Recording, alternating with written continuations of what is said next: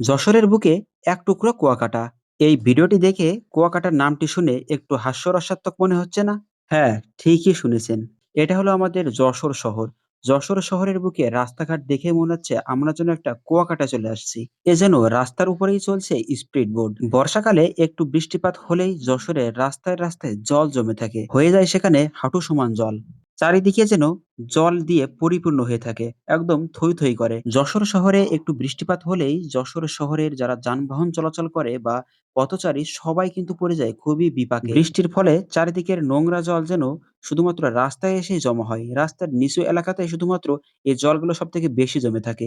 বৃষ্টি পরবর্তী সময়ে যশোরের রাস্তায় বের হলেই এত সুন্দর দেখা যায়, অর্থাৎ জল জমে থাকে।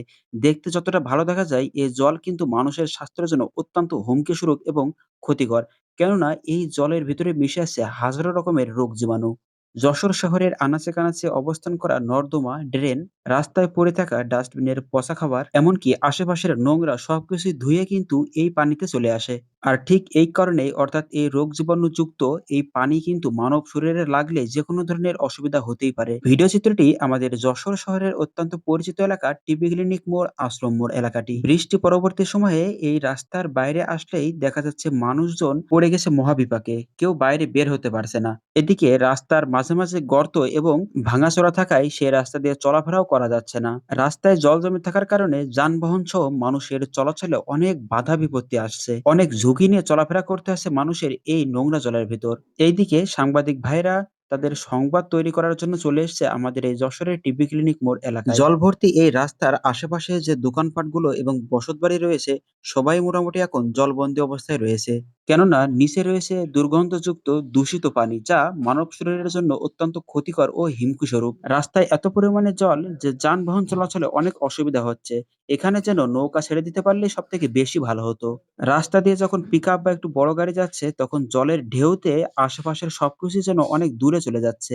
গাড়ি চলাচলের ক্ষেত্রে একটু ভুল হলেই যেন দুর্ঘটনার শিকার হতে হবে। গাড়ি চলাচল করলেই রাস্তা দিয়ে দেখা যাচ্ছে কুয়াকাটা সমুদ্র সৈকতের মতো বড় বড় ঢেউ। আর ঠিক এই কারণেই বলা হচ্ছে যশোরের বুকে এক টুকরা কুয়াকাটা। বৃষ্টিপাতের পর যশোর শহরের চারখাম্বা থেকে যশোর শহরের আশ্রম মোড় এলাকা পর্যন্ত একটানা এভাবে জল বেঁধে থাকে পুরোটা রাস্তা জুড়ে। আর এই সমস্যার প্রধান কারণ হলো জলাবদ্ধতা, অর্থাৎ আমাদের যশোরে জলাবদ্ধতার অনেক সমস্যা রয়েছে। আর এর জন্য প্রকৃত দায়ী কিন্তু আমরা নিজেরাই, কেননা আমরা যত্রতত্র ময়লা ফেলি, যত্রতত্র প্লাস্টিকের ব্যবহার নিশ্চিত করি। পৌরসভার নাগরিকগণ এবং এই পৌরসভার মেয়র যদি কোনো প্রকার পদক্ষেপ গ্রহণ করে এই জলাবদ্ধতার বিরুদ্ধে, তাহলে আশা করি খুবই দ্রুত সময়ের ভেতরে এই সমস্যাটি সমাধান হয়ে যাবে। ঘটনাটি ছিল গত ৬ জুলাই শনিবার দুপুর এর বৃষ্টিপাতের চিত্র। ভিডিওটি দেখার জন্য সকলকে অনেক ধন্যবাদ।